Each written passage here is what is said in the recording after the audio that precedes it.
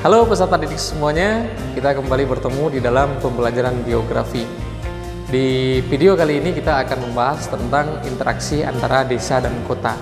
Nah, ada beberapa hal yang akan kita bahas di sini. Yang pertama adalah terkait dengan faktor-faktor yang mempengaruhi adanya interaksi antara desa dan kota. Kemudian yang kedua adalah teori interaksi yang berkaitan dengan interaksi desa dan kota. Dan yang ketiga adalah dampak adanya interaksi ini, baik terhadap desa ataupun terhadap kota. Nah, untuk lebih jelasnya, silakan Anda perhatikan penjelasan berikut ini. Peserta didik sekalian, seperti yang telah disampaikan tadi bahwa di video pertemuan hari ini kita akan membahas tentang interaksi desa dan kota. Nah, sebelum kita lebih jauh membahas tentang interaksi desa dan kota ini, alangkah lebih baiknya kita tahu dulu pengertian dari interaksi desa dan kota itu. Interaksi antara desa dan kota merupakan hubungan timbal balik antara desa dan kota yang dapat berakibat terjadinya perubahan. Bisa perubahan penampakan pada desa maupun kota itu sendiri. Artinya apa? Interaksi ini terjadi karena antara desa dan kota itu saling membutuhkan atau adanya sumber daya yang tidak dimiliki oleh kedua wilayah tersebut sehingga membutuhkan wilayah-wilayah lain untuk memenuhi kebutuhannya. Nah, setidaknya ada 3 kata kunci yang bisa kita simpulkan dari pengertian interaksi wilayah ini atau interaksi desa dan kota ini. Yang pertama adalah hubungan timbal balik yang terjadi antara dua wilayah atau lebih. Kemudian yang kedua adalah hubungan timbal balik ini akan menyebabkan adanya pergerakan barang, informasi maupun manusia, baik dari kota mau ke desa ataupun sebaliknya dari kota ke desa. Lalu yang ketiga adalah hubungan timbal balik ini akan menyebabkan permasalahan baru. Permasalahan ini bersifat positif ataupun yang bersifat negatif, dan gejala-gejala lainnya yang akan terjadi di desa ataupun di kota. Nah, ini adalah 3 hal yang bisa kita simpulkan atau kata kunci yang berkaitan dengan interaksi antara desa dan kota ataupun interaksi wilayah. Ada beberapa faktor yang mempengaruhi adanya interaksi antara desa dan kota. Yang pertama adalah wilayah yang saling melengkapi. Wilayah yang saling melengkapi ini dapat diartikan sebagai adanya perbedaan sumber daya antara suatu wilayah dengan wilayah lainnya, sehingga akan timbul saling melengkapi dalam memenuhi kebutuhan hidup. Sebagai contoh misalnya, wilayah A surplus akan sayuran, sementara wilayah B surplus akan ikan. Adanya perbedaan sumber daya tersebut akan menyebabkan wilayah A dan wilayah B saling membutuhkan. Akibatnya, timbul interaksi antara kedua wilayah tersebut sebagai produsen dan konsumen. Ini adalah faktor yang pertama yang mempengaruhi adanya interaksi. Kemudian yang kedua adalah kesempatan melakukan intervensi. Kesempatan dalam melakukan intervensi ini dapat diartikan sebagai adanya intervensi suatu wilayah untuk menyuplai kebutuhan dua wilayah yang awalnya saling berinteraksi, sehingga dapat melemahkan pola interaksi antara dua wilayah tersebut. Sebagai contoh misalnya, wilayah A mengalami surplus dalam produksi beras, akan tetapi minus dalam memproduksi pupuk. Sebaliknya, wilayah B surplus dalam produksi pupuk, akan tetapi tidak memproduksi beras. Kedua wilayah tersebut saling berinteraksi karena adanya faktor yang saling membutuhkan. Akan tetapi, timbul wilayah C yang mempunyai surplus beras dan surplus pupuk. Wilayah C kemudian melakukan intervensi untuk menyuplai kebutuhan masing-masing wilayah A dan wilayah B. Intervensi wilayah C tersebut dapat melemahkan pola interaksi antara wilayah A dan wilayah B. Nah, bisa Anda perhatikan di sini proses adanya intervensi dari wilayah C terhadap wilayah A dan wilayah B. Lalu faktor yang ketiga adalah kemudahan perpindahan barang di dalam ruang. Kemudahan perpindahan dalam ruang adalah perpindahan fisik yang berupa manusia dan barang, dan perpindahan non-fisik itu berupa arus informasi, ide, gagasan antara suatu wilayah dengan wilayah lainnya. Kemudahan perpindahan dalam ruang akibat adanya interaksi ini dapat dipengaruhi oleh beberapa faktor. Yang pertama adalah lancarnya prasarana dan sarana transportasi antara wilayah satu dengan wilayah yang lainnya. Kemudian yang kedua, jarak antara satu wilayah dengan wilayah lainnya relatif dekat dan tidak mengalami hambatan. Serta yang ketiga adalah biaya angkutan atau biaya transportasi untuk memindahkan manusia atau barang, ide, informasi, dan gagasan relatif lebih murah atau lebih mudah. Nah, ini adalah 3 faktor yang mempengaruhi adanya kemudahan perpindahan dalam suatu ruang. Selanjutnya adalah teori interaksi. Ada beberapa cara untuk mengetahui kekuatan interaksi antara dua wilayah. Dalam hal ini adalah interaksi antara desa dan kota. Nah, ada beberapa teori. Teori yang pertama adalah teori gravitasi. Teori ini dikemukakan oleh Isaac Newton, yang sebenarnya teori ini digunakan dalam hukum fisika. Namun kemudian teori ini diaplikasikan dalam analisis interaksi dalam geografi. Teori gravitasi menurut Isaac Newton ini yang berbunyi bahwa setiap massa akan memiliki gaya tarik terhadap tiap titik yang ada di sekitarnya. Teori gravitasi ini dapat diterapkan dalam kajian geografi, misalnya untuk pemasaran, studi jaringan transportasi, kependudukan, pendidikan, dan sebagainya. Nah, ada rumus yang digunakan untuk menghitung besarnya interaksi antara dua wilayah tersebut. Rumusnya ini, I, M dan N sama dengan P, M dikali PN dibagi D, atau jarak antara M dan N yang dikuadratkan. Nah, keterangannya IMN itu sama dengan kekuatan interaksi antara wilayah 1 dan wilayah 2 atau wilayah M dan wilayah N. Kemudian PM ini sama dengan jumlah penduduk wilayah P atau wilayah 1. Kemudian PN adalah jumlah penduduk wilayah 2. Serta D itu adalah jarak antara wilayah 1 dan wilayah 2 atau jarak antara wilayah D, wilayah M, dan wilayah N. Nah, rumus ini dalam teorinya dapat digunakan apabila yang pertama adalah kondisi penduduknya sama, atau kondisi penduduk wilayah-wilayah yang dibandingkan relatif sama, seperti kondisi ekonominya, pendidikannya, mata pencaharian, ataupun budayanya. Yang kedua adalah morfologi wilayah relatif sama, atau bentuk relief permukaan buminya sama. Kalau misalkan dataran berarti dataran rendah semua, kalau pegunungan berarti pegunungan semua. Lalu yang ketiga adalah prasarana atau keadaan sarana dan prasarana transportasi relatif lebih sama. Nah, jadi teori gravitasi ini dapat diterapkan jika kondisi atau ketiga faktor ini dapat dipenuhi. Sebagai contoh atau contoh soal misalnya, jumlah penduduk kota A adalah 100.000 jiwa, kota B 75.000 jiwa, dan kota C adalah 50.000 jiwa. Jika jarak antara kota A ke kota B adalah 30 km, jarak kota B ke kota C adalah 50 km, dan jarak kota A ke kota C adalah 40 km. Maka hitunglah besaran interaksi antara ketiga kota tersebut.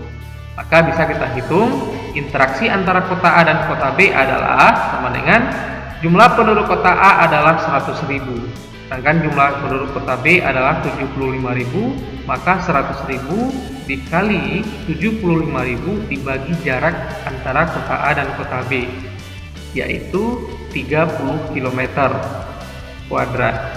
Sama dengan 7,5 miliar dibagi dengan 900. Artinya adalah kekuatan interaksinya antara kota A dan kota B adalah 8.333.333. Sedangkan kekuatan interaksi antara kota A dan kota C adalah tinggal dimasukkan jumlah penduduknya dibagi dengan jarak kedua kota itu. Maka hasilnya adalah 3.125.000. Dan interaksi antara kota B dan kota C adalah tinggal kita masukkan jumlah penduduk kota B dan kota C, kemudian dikali, kemudian dibagi dengan jarak antara kota B dan kota C. Maka hasilnya adalah 1.500.000. Nah, kekuatan interaksinya dapat kita gambarkan pada gambar berikut. Antara kota A dan kota B ada interaksi sekitar 8,3 juta. Sedangkan antara kota A dan kota C terjadi sekitar 3,1 juta, dan interaksi antara kota B dan kota C adalah sekitar 1,5 juta. Jadi dapat disimpulkan bahwa interaksi antara kota A dan kota B lebih tinggi dari interaksi antara kota A dan C serta antara kota B dan kota C. Nah, ini adalah contoh soal untuk teori gravitasi. Selanjutnya adalah teori titik henti. Teori ini merupakan modifikasi dari teori gravitasi yang dikemukakan atau dikembangkan oleh William Rayleigh. Nah, teori ini digunakan sebagai cara untuk menentukan lokasi pembangunan tertentu di lokasi yang tepat dan dapat melayani kedua wilayah tersebut. Ada rumus yang digunakan untuk menghitung teori titik henti ini, yaitu D sama dengan D kecil dibagi 1 ditambah akar P dibagi ada dengan akar P kedua, atau P1 atau PM dibagi dengan akar Pn atau P2. Nah, terangannya D atau MN, DMN ini adalah jarak lokasi titik henti yang diukur dari kota yang sedikit jumlah penduduknya. Nah, jadi keterangan M dan N ini hanyalah pengganti antara wilayah yang satu dengan wilayah yang lainnya. Bisa ditukar dengan angka 1 ataupun angka 2 dan seterusnya. Kemudian D kecil sama dengan jarak antara kota M dan kota N atau antara kota yang satu dengan kota yang lainnya. Lalu PM sama dengan jumlah penduduk yang jumlah penduduknya lebih besar. Kemudian yang PN sama dengan jumlah penduduk kota yang lebih kecil atau jumlah penduduknya relatif lebih kecil. Nah, ini adalah rumus yang digunakan untuk menghitung titik henti. Rumus titik henti ini dalam teorinya dapat digunakan apabila yang pertama adalah daya beli masyarakat di dua wilayah atau lebih itu adalah sama. Kemudian yang kedua, kondisi ekonomi penduduk juga relatif lebih sama. Yang ketiga, tersedianya sarana dan prasarana dalam kondisi yang baik, serta yang keempat, topografi wilayah yang datar. Jadi ini adalah syarat-syarat tertentu jika kita akan menghitung teori titik henti ini.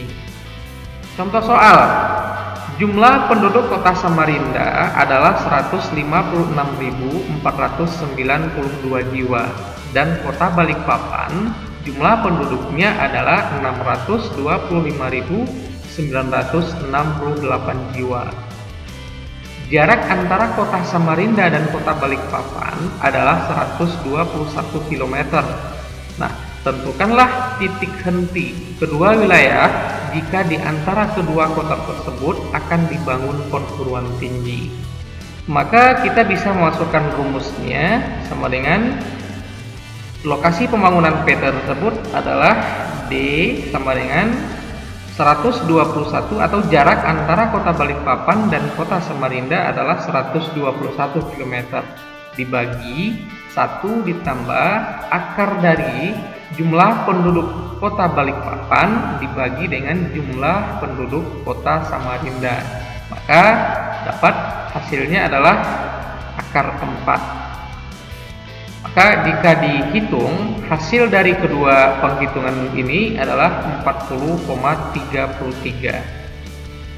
Nah, jika kita gambarkan, maka gambarnya akan seperti ini. Jarak antara kedua kota, antara kota Samarinda dan Balikpapan itu adalah 121 km. Maka lokasi dibangunnya perguruan tinggi tersebut sejauh 40,33 km yang diukur dari Balikpapan.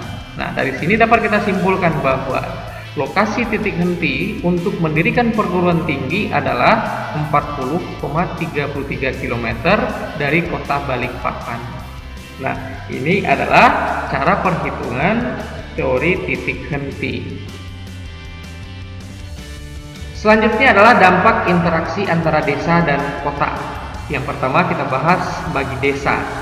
Dampak positifnya, yang pertama adalah meningkatnya taraf pendidikan penduduk karena fasilitas pendidikan banyak dibangun di desa. Kemudian yang kedua, pembangunan infrastruktur semakin maju sebagai pendukung pembangunan di desa ataupun di kota. Yang ketiga, produktivitas desa semakin meningkat dengan adanya teknologi. Yang keempat, informasi dan perkembangan dunia lebih mudah menyebar ke desa. Selanjutnya, pengelolaan hasil pertanian dapat dilakukan dengan tepat. Dan dampak yang terakhir adalah kegiatan wira swasta dapat menghasilkan produk yang berkualitas. Nah, ini adalah beberapa dampak dari adanya interaksi antara desa dan kota bagi desa sendiri. Kemudian ada juga dampak negatif dari interaksi ini. Yang pertama adalah orientasi pertanian di desa bisa luntur karena modernisasi kota. Yang kedua, meningkatnya konsumerisme akibat mengikuti gaya hidup kota. Yang ketiga, tenaga kerja produktif pertanian akan berkurang karena lebih tertarik bekerja di sektor industri. Berubahnya tata guna lahan di desa dari pertanian ke non-pertanian akibat adanya perluasan kota. Budaya kota cenderung mengubah budaya desa yang bertentangan dengan tradisi desa, sehingga akan sering terjadi konflik di desa itu sendiri. Lalu akan terjadi pencemaran lingkungan sebagai akibat kegiatan kota yang melebar sampai ke desa. Nah, ini adalah beberapa dampak dari adanya interaksi antara desa dan kota bagi desa. Lalu ada dampak interaksi antara desa dan kota bagi kota. Yang pertama, dampak positifnya adalah kebutuhan pangan kota akan tercukupi, yang sebagian besar memang berasal dari desa. Yang kedua, terpenuhinya tenaga kerja produktif yang berasal dari desa. Yang ketiga adalah produk industri kota dipasarkan sampai ke pelosok desa sehingga keuntungannya akan lebih besar. Meningkatnya keuntungan dan pembangunan dapat berjalan dengan lancar. Serta yang terakhir adalah terbukanya perluasan usaha di berbagai macam sektor. Sementara itu, dampak negatifnya adalah pendatang yang berlebihan akan menimbulkan masalah baru di kota seperti slum area atau pemukiman kumuh. Kemudian, jumlah penduduk yang banyak akan membuat sulit menerapkan tata kota yang telah direncanakan oleh pemerintahan kota. Kemudian, harga tanah menjadi mahal karena kebutuhan yang terus meningkat. Biasanya, penduduk yang tidak mampu membeli menggunakan lahan yang tidak layak. Lalu, akan terjadi penurunan kualitas lingkungan karena pengelolaan yang tidak memperhatikan aspek ekologi. Serta yang terakhir, akan meningkatnya kriminalitas akibat tidak tersedianya lapangan kerja yang sesuai. Nah, ini adalah dampak adanya interaksi antara desa dan kota bagi kota. Nah, demikianlah pembahasan kita pada video kali ini. Semoga apa yang disampaikan ini dapat menambah wawasan kita semua. Demikian dan terima kasih.